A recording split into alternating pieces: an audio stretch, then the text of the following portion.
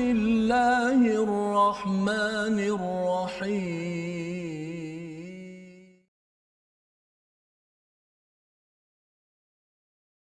بسم الله الرحمن الرحيم الحمد لله رب العالمين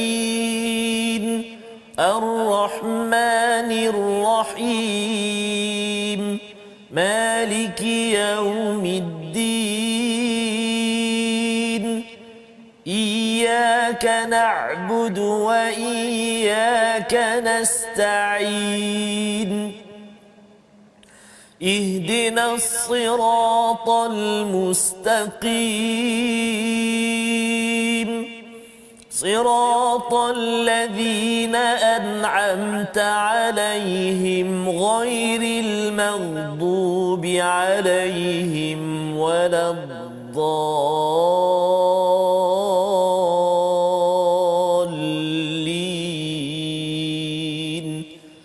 آمين صدق الله.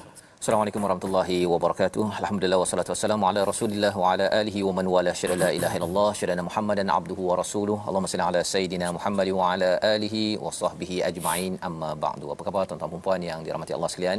Kita bertemu pada hari ini My Quran Time, baca faham amal untuk sesi ulang kaji kita pada juz yang ke-9 bersama Ustaz Tarmizi Abdul Rahman. Ustaz, alhamdulillah Ustaz Fazrul sihat ya? Alhamdulillah sihat Ustaz. Kuning ke orange? Ini orange kekuningan. Oh ya, oh ya. Baik, alhamdulillah kita bersyukur pada Allah Subhanahu Wa Taala ya, bersama dengan tuan-tuan yang berada di rumah, adik-adik yang mungkin dah habis kelas contohnya pada tengah hari ini ya, ataupun pada sesi ulangan untuk kita sama-sama mengulang kaji juz yang ke-9 ya. Kalau kita mengambil masa setahun untuk menghabiskan 10 juzuk, ulang kaji ini dalam masa beberapa hari sahaja untuk kita mendapat gambaran secara ringkas, mengingat kembali apakah 1-2 poin penting hidayah yang Allah bawakan pada setiap halaman di dalam Al-Quran ini. Pada hari ini kita ingin meneruskan pada juz yang ke-9 pada halaman 162, dan hari ini kita bersama dengan Ustaz Tarmizi. Ustaz, macam mana? Dah 9 juzuk ni? Betul Ustaz. Maksudnya kita masih berbaki satu juzuk lagi. Juzuk yang ke-10. Dan selepas itu kita masih selepas lagi itu kita fokus, akan baca satu hari satu juzuk, ayat pilihan. Kita akan ambil gambaran besar setiap juzuk tersebut. 30 juzuk Ustaz. Istimewa Ramadan Istimewa Ramadan. Subhanallah. Ya, jadi kita akan mula beberapa hari sebelum Ramadan. Masa Ramadan itu kita dah masuk beberapa juzuk. Kita harapkan Ustaz baca sikit. Penonton baca. Maksudnya harapan kita ialah penonton akan menghabiskan juzuk yang kita kongsikan dalam pertemuan kita itu, dan insya-Allah kita akan khatam sama-sama ya. Khatam sama-sama ya. Jadi harapnya kali ini pada tuan-tuan yang mungkin tidak sempat sebelum ini menghatamkan Quran dapat hatamkan, walaupun kita taklah baca 30 juzuk penuh Ustaz ya, tapi ia sebagai permulaan ya. Kalaupun kata kita tak khatam pun tak apa, yang penting ialah kita dapat sedikit gambaran daripada setiap juzuk. Itu akan berlaku nanti, dan pada hari ini kita ingin menyambung kisah daripada surah Al-A'raf. Surah Al-A'raf penuh dengan kisah yang membawa ketauhidan. Mengapa pentingnya tauhid, kesan di dalam kehidupan kita seharian, dan kita sudah pun masuk kepada kisah Nabi Syuaib ya, yang kita ingin baca pada hari ini pada ayat 94 bersama Ustaz Tarmizi. Ya, baik. Terima kasih Ustaz Fazrul. Bismillahirrahmanirrahim. Assalamualaikum warahmatullahi wabarakatuh. Alhamdulillah wassalatu wassalamu ala Rasulillah wa ala alihi wasahbihi wasallam wa ala alihi wasahbihi wa man wala. Amma ba'd. Terima kasih tuan-tuan dan puan-puan ibu ayah yang saya kasihi dan dirahmati oleh Allah Subhanahu wa taala sekalian. Kita terus panjatkan syukur kepada Allah Subhanahu wa taala. Saban hari macam saya pun Ustaz daripada juzuk 7, 8, 9 bersama dengan menuntut ilmu bersama dengan Ustaz Fazrul, dapat baca sama-sama dengan sahabat-sahabat Al-Quran semuanya. Dan insya-Allah hari ini kita nak mulakan sesi ulang kaji kita untuk fasa yang pertama ini, 10 juzuk yang pertama. Hari ini kita berada di halaman 162 dan kita nak baca ayat yang ke-94. Baik. Jadi kita sama-sama baca tuan-tuan dan puan-puan. Permulaan ini dengan bayati insya-Allah أعوذ بالله من الشيطان الرجيم وما أرسلنا في قرية من نبي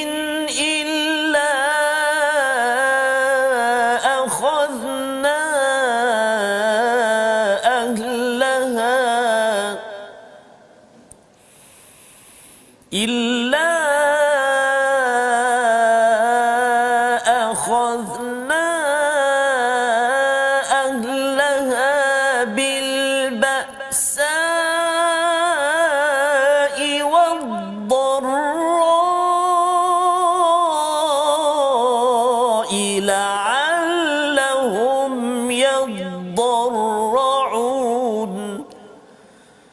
لعلهم يضرعون صدق الله العظيم. Surah Al-Azim. Dan kami tidak mengutus seorang Nabi pun kepada sesuatu negeri lalu penduduknya mendustakan Nabi itu, melainkan kami timpakan kepada penduduknya kesempitan dan penderitaan agar mereka tunduk dengan merendah diri. Ini adalah satu mesej besar kepada kita pada waktu PKP COVID ini Ustaz, ya. Bila Allah menyatakan wama arsalna min qaryatin min nabi, ya, tidak kami utuskan nabi. Nabi sudah selesai, ya, Nabi Muhammad sallallahu alaihi wasallam, tetapi mesejnya itu, risalahnya itu dihantar. Kalau dah sampai, kalau tidak diberi peringatan, Allah akan berikan apa? Akhadna ahlaha bil ba'sa wad darra, iaitu kesempitan dan juga penderitaan, yang kita yakin bahawa sebenarnya bila Allah beri ujian COVID-19 ini, tujuannya apa? Adalah la'allahum yadarraun, agar kita rasa lemah dan diperlemahkan. Istilah lemah dan diperlemahkan ini dalam satu hadis Riyadhus Salihin daripada Harisah bin Wahab. Saya bacakan hadis ini daripada Quran Multazam Ustaz, ya. Ustaz, Quran apa guna? Saya sekarang ni saya guna Haramain. Haramain. Ada hadis tak di bawah tu Ustaz? Ada. Ada, ya. Ada setengah tempat ada hadis. Ada tak daripada Harisah bin Wahab kat situ? Harisah bin 162. Kat sini tak ada. Tak ada, ya. Sini dia ada macam khulasah, ya. Jadi kalau Multazam ini daripada Harisah bin Wahab Al-Khuzai daripada Nabi, baginda bersabda, mahukah kalian aku beritahu tentang penghuni syurga, iaitu setiap orang yang lemah dan diperlemahkan. Dia mungkin kuat Ustaz, ya, tapi dia rasa yadarraun itu maksudnya dia menyerah diri, merendah diri. Sebagaimana kita nampak sekarang ini, kita akhirnya mengaku sahaja bahawa COVID-19 yang kecil itu pun kita tak dapat kalahkan. Kita merendah diri, itu tujuannya. Tetapi Nabi kata, mahukah kalian aku beritahu tentang penghuni neraka, iaitu setiap orang yang keras hati, bongkak dan sombong. Ya, hadis riwayat Bukhari pada hadis nombor 6071. Jadi nak ceritanya apa? Nak ceritanya ialah pada halaman ini Allah membawakan kisah malak, ya, pembesar-pembesar pada zaman Nabi Shu'aib itu. Mereka sombong, dia nak keluarkan Nabi Shu'aib daripada tempatnya kerana mereka merasakan Nabi Shu'aib kacau saja. Tapi sebenarnya bila seseorang itu sombong, maka dia jadi ahli neraka, dan di atas dunia ini akan kena ba'sa wa darra, ya, dikenakan penderitaan ekonomi, penderitaan kehidupan, kesimpatan kehidupan. Dan kalau kita kena pada zaman ini mesej penting untuk kita, jangan sombong agar kita dapat bersama menjadi ahli syurga. Ini halaman 162. Kita pergi pada halaman 163, pada ayat 96 itu pendoman kepada kita agar terus beriman dan bertakwa. Apatah lagi kita nak masuk bulan Ramadan, kita baca ayat 96. Baik, terima kasih Fadil Ustaz Fazrul. Alhamdulillah, tadi jika di Al-Quran Ustaz tadi ada hadis di halaman 162, kalau di Al-Quran yang Haramain Ustaz halaman 163 pun ada hadis juga, ada hadis kat bawah ni. Jadi subhanallah, maksudnya ada Quran-Quran yang ada pada kita yang dapat bantu kita dari segi bacaan, tajwid, waqaf ibtida, dan juga ada selingan ataupun dapatan-dapatan hadis yang boleh kita ambil pengajaran juga insya-Allah. Alhamdulillah.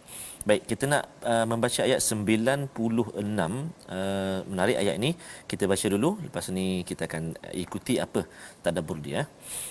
Kita baca dengan bacaan murattal Hijaz insya-Allah. A'udzubillahi minasyaitonirrajim. Walau anna ahlal qura amanu wattaqaw lafatahna عليهم بركات من السماء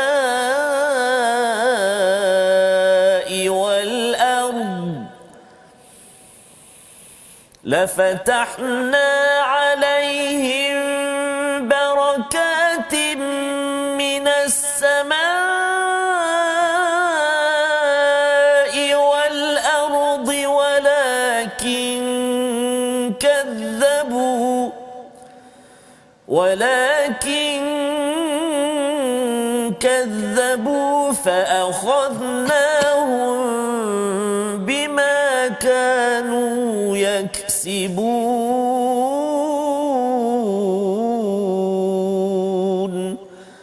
صدق الله العظيم. Dan jika penduduk negeri beriman dan bertakwa, pasti kami akan melimpahkan kepada mereka keberkatan daripada langit dan bumi. Tetapi ternyata mereka mendustakan ayat-ayat kami, maka kami seksa mereka sesuai dengan apa yang telah mereka lakukan. Apakah mesej dalam ayat ini? Jika beriman, satu qaryah itu beriman dan bertakwa, pasti Allah akan bukakan pintu barakat. Ya, barakat ini maksudnya ustaznya sumber rezeki, kebahagiaan, ketenteraman, minas sama wal ard, juga daripada bumi. Bumi itu akan dibukakan barakat, maksudnya minyaknya dengan kita stabilnya ustaz ya. Walakin kadzabu, tetapi mereka mendustakan, maka Allah kenakan fa akhadnahum bima kanu yaksibun, dengan apa yang mereka buat itu Allah beri azab, Allah beri kepayahan kepada kehidupan. Ini formula bagaimana kita mendapatkan keberkatan ataupun mendapat kebahagiaan dalam hidup kita. Dan Allah menyatakan pada ayat dalam halaman ini, ada orang yang dia merasakan bahawa dia aman saja ustaz ya, pada ayat yang ke-98 tu, aman daripada siksaan Allah. Dia rasa dia nak buat dosa ke, nak kilang arak ke, dia nak berjudi ke, dia nak menipu rasuah ke, dia rasa tak ada apa-apa pun, tak ada apa-apa. Kan? Perasaan itu sebenarnya adalah satu perkara yang amat bahaya sebenarnya. Ya, pasal apa? Pasal yang kita nyata dalam hadis tadi, lemah dan dilemahkan. Ya, bukan orang tu lemah, tetapi dia rasa bahawa hakikat dirinya itu, saya ni hamba Tuhan. Saya perlukan bantuan Tuhan. Saya perlukan kebahagiaan, nak kawal hati anak kita pun tak boleh ustaz kan. Jadi kita perlukan barakati minas sama kepada rumah kita. Ini yang kita belajar pada halaman 163 dan disambung dengan kisah Nabi Musa pada halaman 164. Kita nak baca ayat yang pendek saja, ayat 119. Peristiwa Nabi Musa bersama dengan ahli sihir. Awal-awalnya mereka rasa yakin mereka menang ya, mereka siap minta lagi kepada Firaun, ada upah tak? Kan, dia dah confident, innalana la ajran pada ayat 113. Tetapi bila mereka memerhati kepada mukjizat, ya, bila mereka berinteraksi dengan mukjizat, tongkat bertukar menjadi ular, ayat 119 menerangkan babak tersebut. Jom kita saksikan. Subhanallah. Saksikan ustaz ya. Saksikan. Membacakan. Saksikan Okey, baik. babak ini ayat yang ke-119, walau macam mana hebat, kuat ataupun walau macam mana action sekalipun ustaz, ini jawapannya. Ini jawapannya. 119 kita baca dengan ras. A'udzubillahi minasyaitonirrajim. فغلبوا هنالك وانقلبوا صاغرين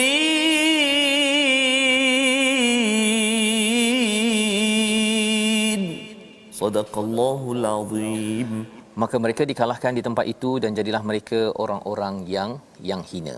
Jadi apa yang berlaku ialah awal-awalnya mereka rasa mereka yang akan menang ustaznya, tapi akhirnya mereka itu faghulibu, dikalahkan ya, wanqalabu saghirin ya, mereka bertukar menjadi orang yang kecil ataupun yang tidak diendahkan.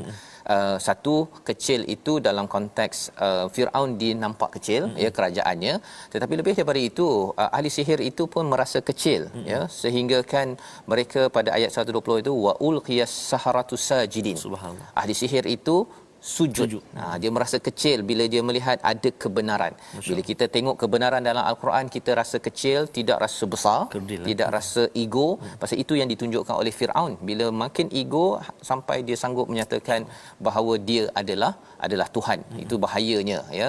Apabila kita ada pangkat, bila kita ada kuasa, bila kita ada sesuatu kejayaan, kita kena ingat bahawa sebenarnya itu adalah milik Allah Subhanahu Wa Taala.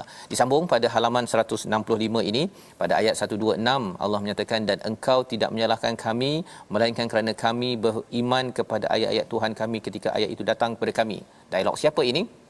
Kita baca dahulu ustaz. Baik. Masih lagi kisah Nabi Musa. Subhanallah ustaz. Kita baca dulu ayat yang ke 126. Kita cuba dengan bacaan sabah insya-Allah. A'udzubillahi minasyaitonirrajim. وَمَا تَنْقِمُ مِنَّا إِلَّا أَنْ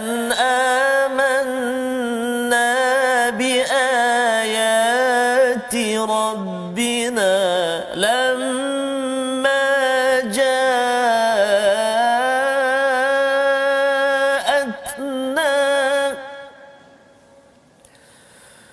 ربنا أفرغ علينا صبرا وتوفنا مسلمين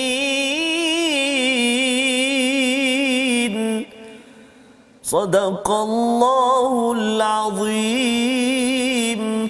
Dan engkau tidak menyalahkan kami melainkan kerana kami beriman kepada ayat-ayat Tuhan kami ketika ayat itu datang kepada kami. Mereka berdoa, doanya, ya Tuhan kami, limpahkanlah kesabaran kepada kami dan matikanlah kami dalam keadaan muslim berserah diri kepadamu. Ini adalah doa yang dibaca juga oleh tentera Talut, Ustaz. Ya, minta diberikan kesabaran. Ini ahli sihir. Awalnya ahli sihir, tapi lepas beberapa minit itu, beberapa masa itu sahaja terus saja berdoa dengan doa pejuang seperti tentera Talut, ya. Macam mana boleh ahli sihir jadi begini? Kerana mereka ini asalnya ada ilmu, ya, ada ilmu. Mereka tahu ilmu pada waktu itu, ilmu yang handalnya itu adalah ilmu sihir, ya. Tetapi kerana bila mereka melihat kepada mukjizat, mereka tahu bahawa ini bukannya sihir. Zaman sekarang Ustaz ni, kalau para ahli akademik, orang-orang yang belajar ilmu, kita semua tuan-tuan yang belajar ilmu, bila kita baca Quran, kita akan nampak Quran melangkau daripada ilmu yang kita dah belajar.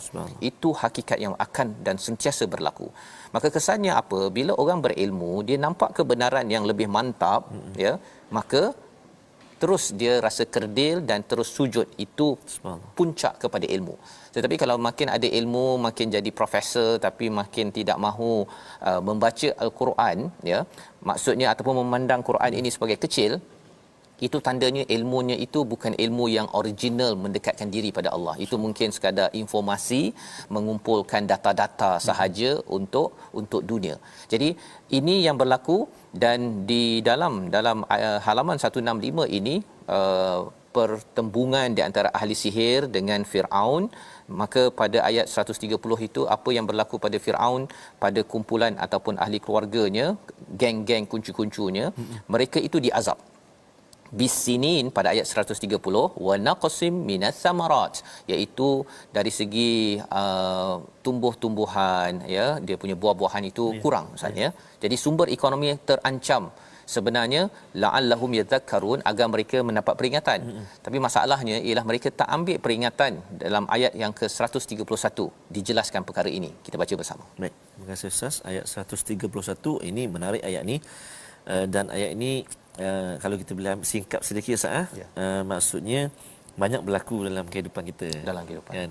Bila satu yang tak elok, ni dia penyebab ni. Ni sebab saya ikut awak lah ni. Contoh. Tapi bila yang elok je, ni kami yang buat ni. Usaha kami, usaha kita.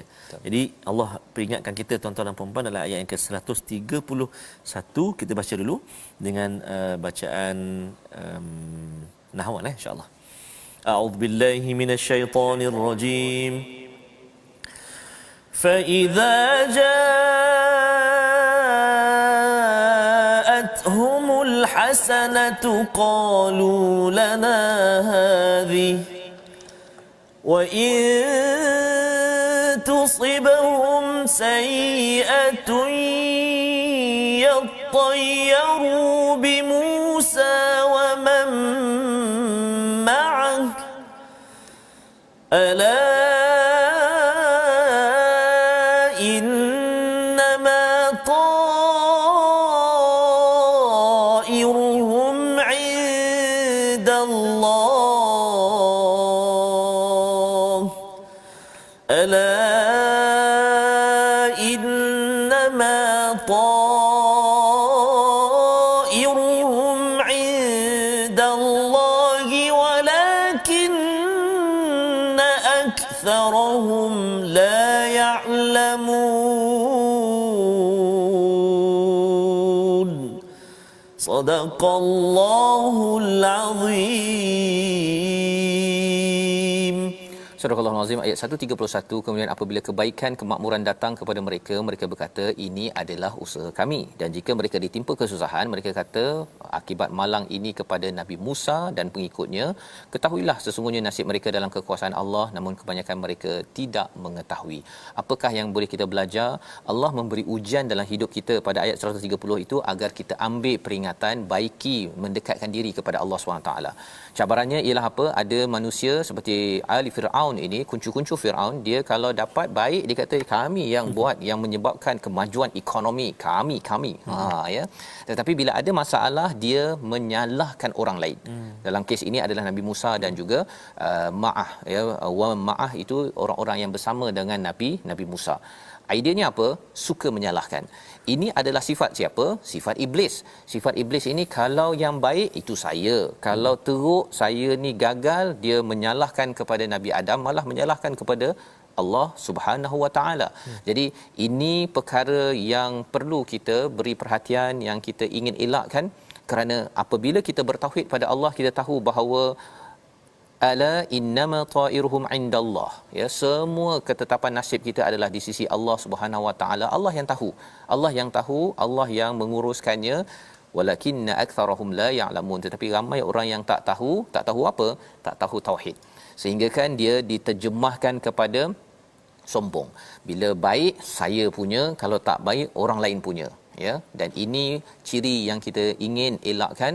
Kita ingin belajar sesuatu dan ingin kita baiki lagi dalam halaman yang seterusnya, menyambung kisah Nabi Musa, Ustaz, ya. Tak habis lagi kisah Nabi Musa, di mana pertembungan di antara Nabi Musa dengan Firaun satu, tapi dalam masa sama Nabi Musa juga perlu mendidik rakyat pengikutnya. Bukan mudah, pasal rakyatnya pun buat perangai, tapi kita akan ikuti balik semula bagaimana sambungan kisah ini. Kita berehat sebentar, My Quran Time, baca faham amal, insya-Allah.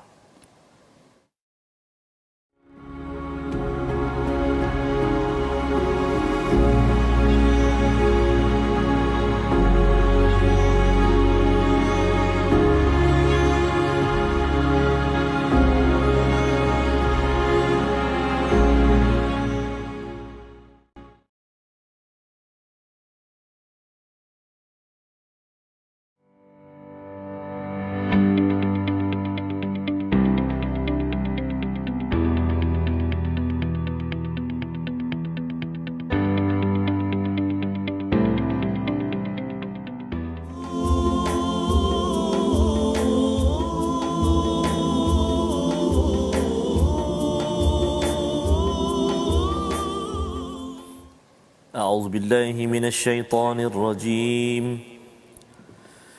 وجاوزنا ببني إسرائيل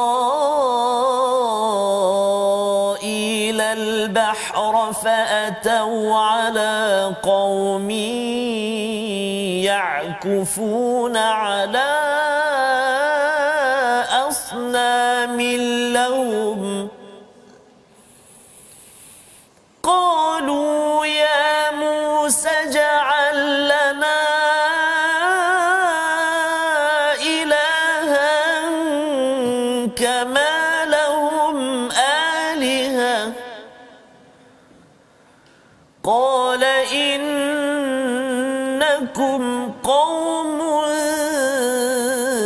تجهلون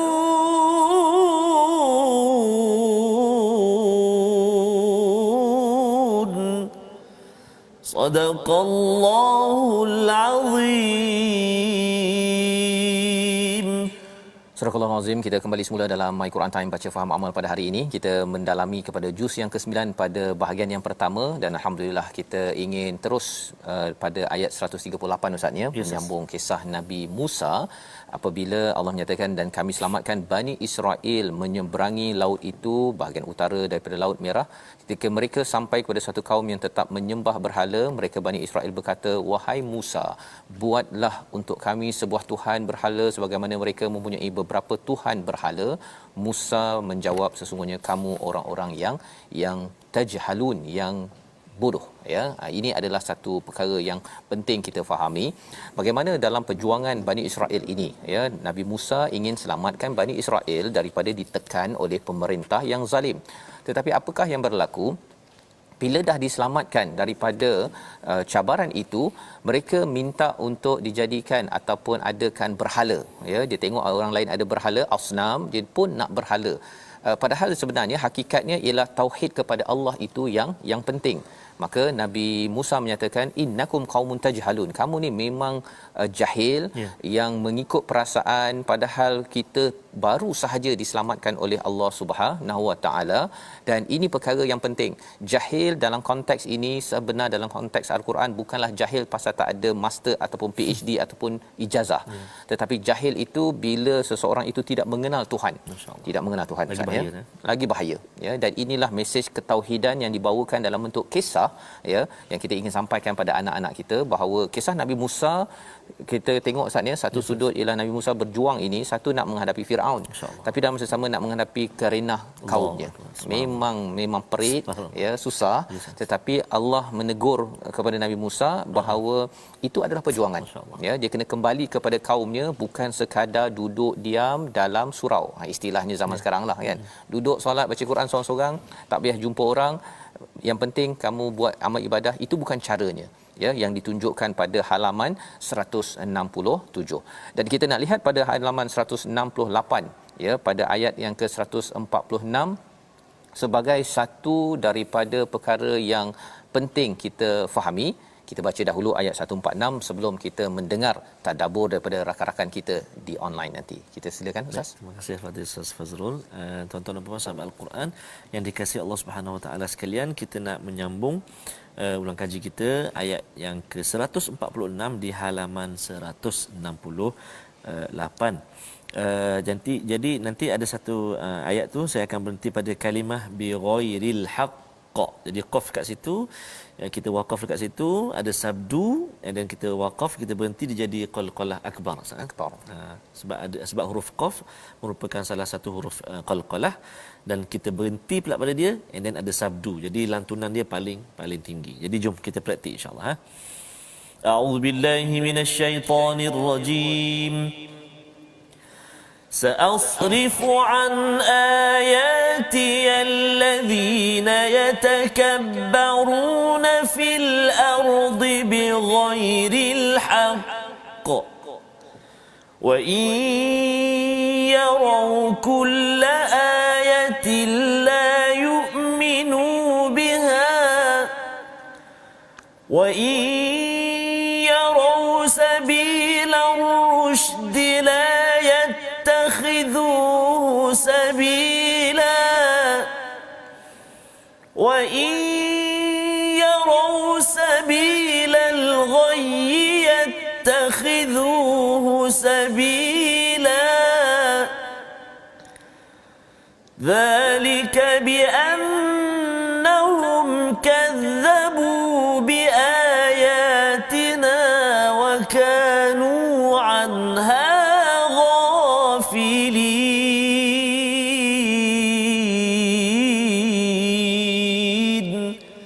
Sadaqallahul Azim.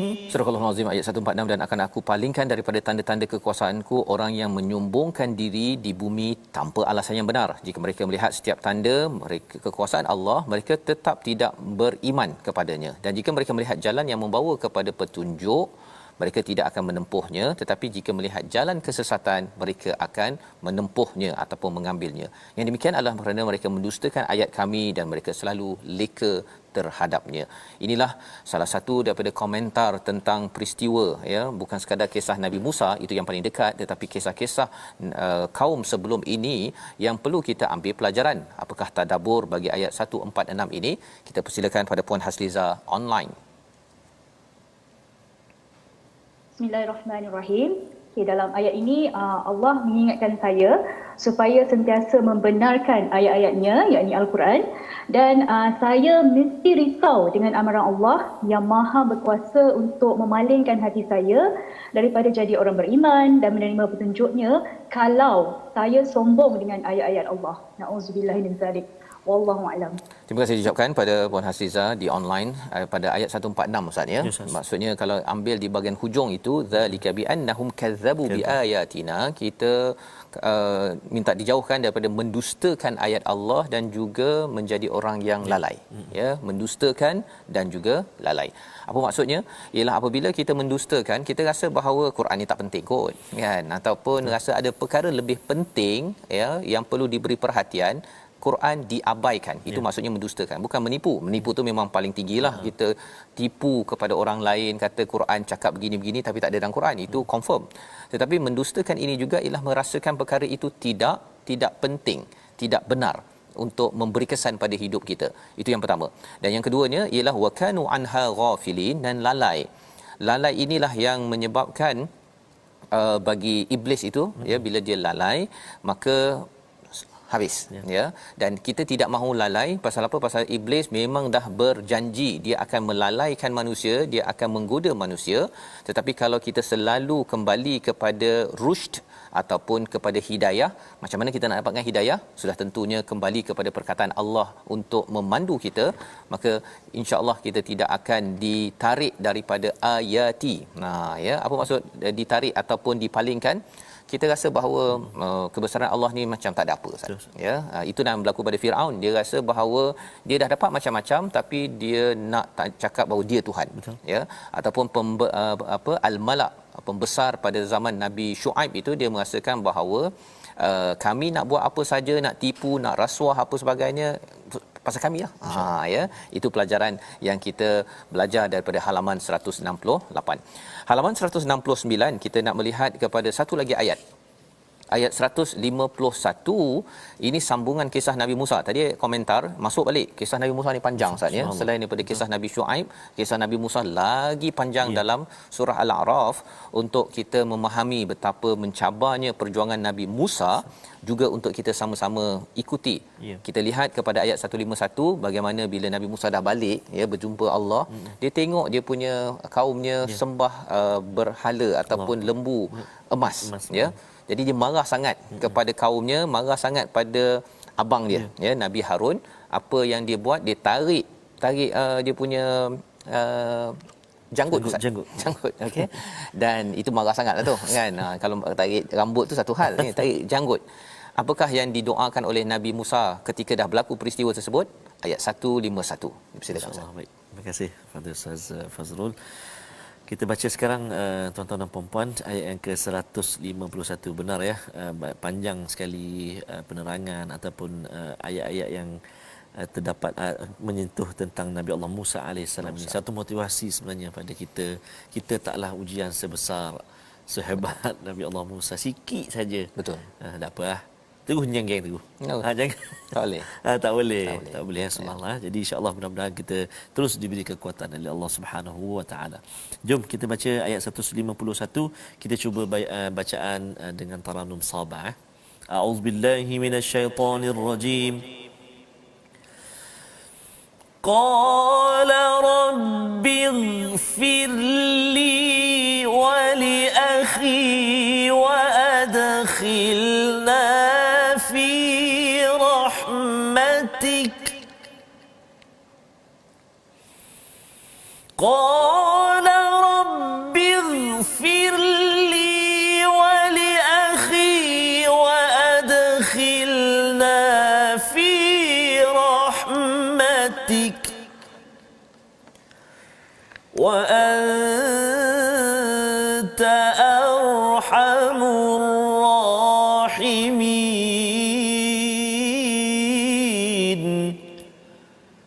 وأنت أرحم الراحمين صدق الله العظيم.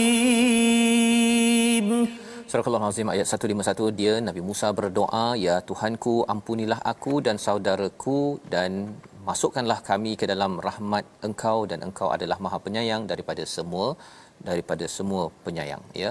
Wa anta arhamur rahimin. Apakah doa Nabi Musa? Rabbighfirli. Beliau berdoa untuk dirinya dahulu. Walaupun tahu bahawa sebenarnya ada kesilapan di peringkat Nabi Harun ataupun pengikut-pengikutnya, tetapi Nabi Musa mula berdoa istighfar untuk dirinya dahulu. Pasal apa? Pasal poinnya, bila kita melihat segala cabaran dalam hidup kita, kita jangan salahkan orang lain dahulu, Ustaz ya. Salahkan orang lain dahulu itu maksudnya mengambil teknologi iblis. Tetapi kita mengaku dahulu, kemudian kita minta keampunan untuk saudara kita, ini abang kepada Nabi Musa, wa adkhilna fi rahmatik, ya, iaitu masukkanlah kami di dalam rahmatmu, wa anta arhamur rahimin. Mari kita tengok apakah tadabbur tambahan daripada Puan Farisha Irwayu online. Ya. Bismillahirrahmanirrahim. Ayat ini adalah doa Nabi Musa alaihi salam yang saya dan kita semua mahu amalkan bersama. Doa ini adalah petunjuk kepada saya untuk memohon keampunan dan rahmat buat diri saya dan saudara saya. Sesungguhnya saya jelas Allah Maha mengasihani daripada sekalian mengasihani. Wallahu a'lam. Terima kasih diucapkan pada Puan Farisha Irwayu, ya, sebentar tadi Ustaz berkongsi bahawa kita mohon keampunan dan mohon rahmat. Keampunan dan juga rahmat daripada Allah Subhanahu taala. Mengapa perlukan keampunan? Kerana kita banyak kesilapan. Dalam masa yang sama kita perlukan rahmat. Kalau katakan Allah benci kat kita, Ustaz ya, dia mudah ceritanya dalam keluarga kita balik ke rumah, ya Ustaz ya, pasal lambat balik daripada Quran time kan. Anak senyap je kan, tak suka abah contohnya kan, kita pun kata abah ambil tengah hari sekolah, kata abah ambil tengah hari contohnya, lambat 10 minit contohnya kan, anak dah senyap. Jadi itu baru Allah di kalangan ahli keluarga, ya, apatah lagi kalau Allah benci kepada kita, ya, ataupun mengabaikan kita kerana kita buat perangai, ya, kerana berbuat kesilapan. Jadi kita mohon Allah ampunkan dan sayang. Maksudnya kalau anak tu abah minta maaf, ya, abah akan boleh tak sayang abah balik semula, contohnya kan. Okey, jadi perkara-perkara begini adalah sebagai satu panduan kepada kita yang ditunjukkan oleh Nabi Musa. Pasal Nabi Musa ini menghadapi pelbagai sudut cabaran, Ustaz ya, daripada orang yang diseru Firaun dan juga Haman, Qarun dan sebagainya, tapi dalam masa sama adalah kepada pengikut yang dia cuba selamatkan. Sepatutnya kalau boleh setialah dengan Nabi Musa kan, tapi mereka buat perangai. Tapi itu bukan alasan untuk Nabi Musa untuk berhenti. Bagi ibu ayah pemimpin, ya, kadang-kadang kita ada urusan di luar rumah, dalam masa sama dalam rumah jangan berhenti seperti Nabi Musa yang terus menyampaikan pedoman ilahi. Jadi kita teruskan pada halaman 170. Kali ini kita melihat kepada ayat ke-159, Ustaz. Ya. Boleh kita baca sikit, masih lagi ada kaitan dengan Nabi Musa. Masya-Allah. Baik, kita baca sekarang tuan-tuan dan puan ayat 159 insya-Allah. A'udzu billahi minasyaitonir rajim. Wa min qaumi Musa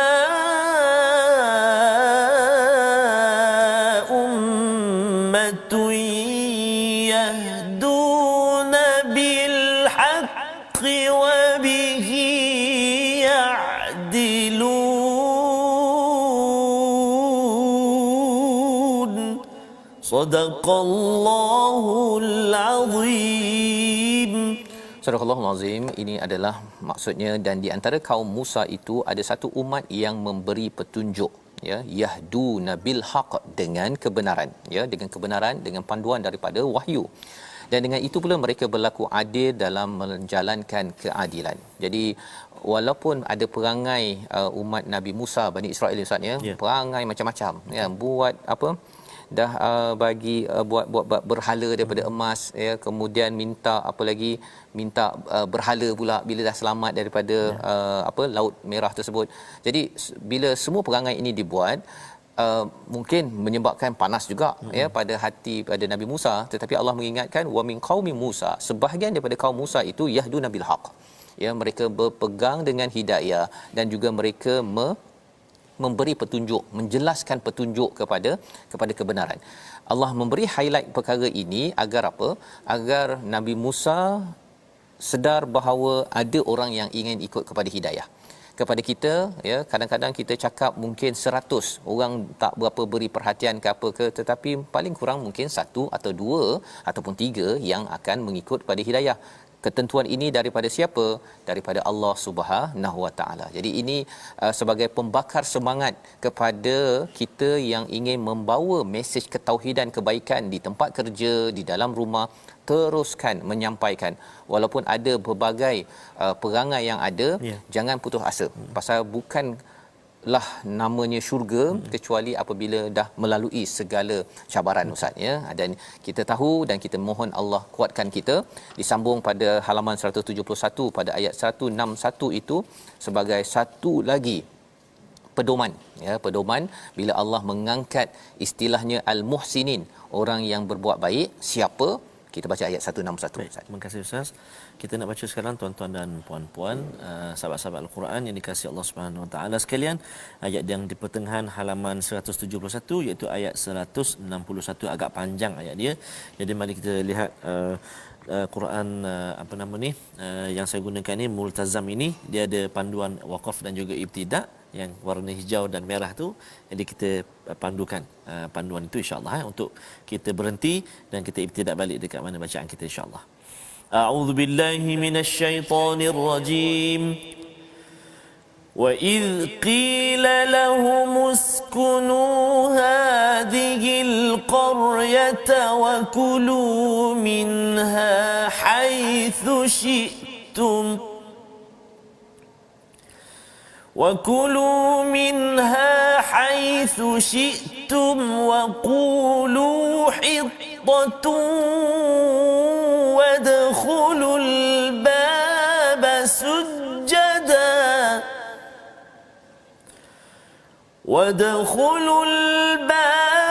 سُجَّدًا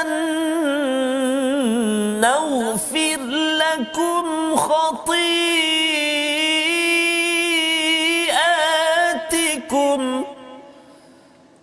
سنزيد المحسنين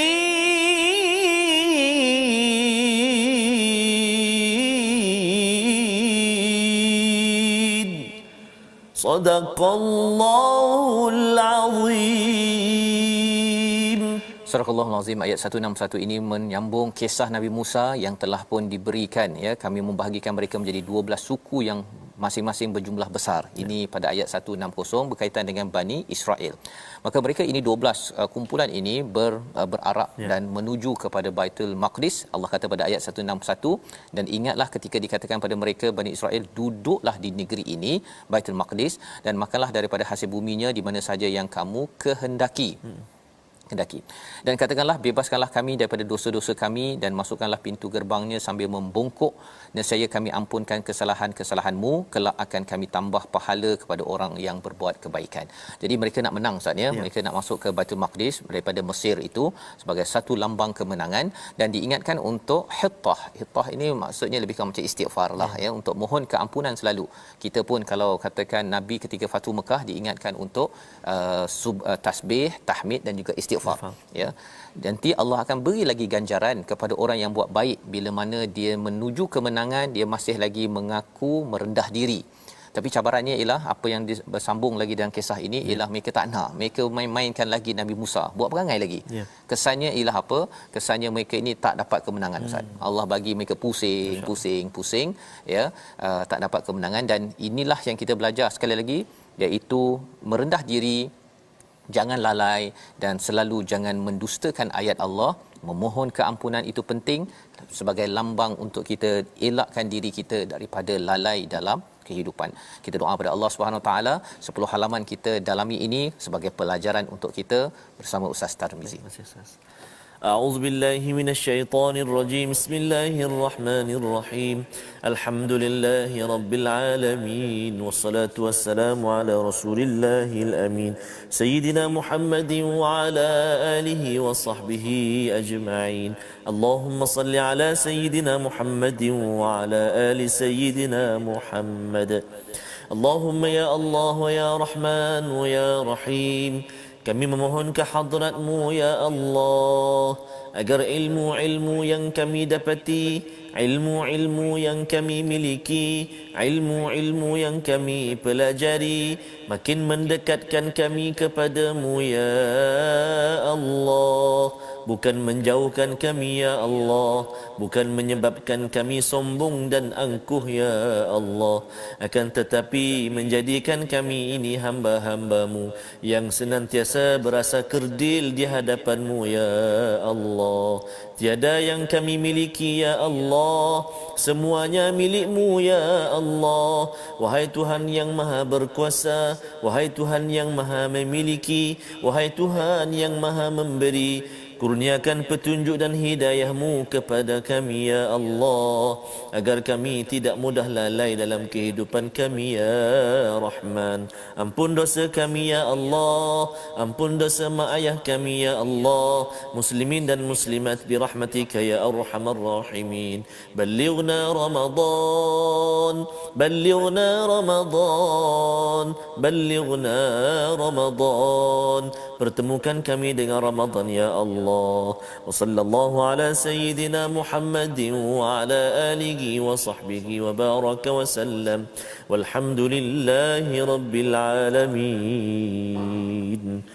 Amin ya rabbal alamin. Moga-moga Allah mengkabulkan doa kita bersama dengan rakan-rakan kita di online. Saya ucapkan terima kasih dan juga pada tuan-tuan yang mengikuti pada hari ini. Kita ingin sentiasa menjadi individu yang tidak lalai ya, ghaflah, dan inilah yang kita belajar daripada surah Al-A'raf sehingga halaman 171 ini. Kita akan bersambung lagi dan kita ingin sebarkan kesedaran tidak lalai ini dalam kempen tabung gerakan Al-Quran. Tuan-tuan boleh menyumbang bersama, tuan-tuan boleh sama-sama memastikan apa yang kita belajar ini, tuan-tuan share, kongsikan, sebarkan. Mungkin tuan-tuan boleh juga ya buat placard ke bookmark ke ya tentang Quran Time bagi pada kawan-kawan yang tak tahu lagi dekat masjid-masjid yang akan berterawih nanti. Moga-moga dapat lebih banyak lagi insan yang diubat dengan ubat kelalaian daripada Al-Quran ini sendiri. Kita bertemu kembali dalam jam 5, 10 dan 6 pagi. Rancangan ini dibawakan oleh Mufas untuk terus mendoakan tuan-tuan. Jangan lalai agar kita terus sampai menuju Allah Subhanahu Wa Taala. Al-Quran Time, baca faham amal.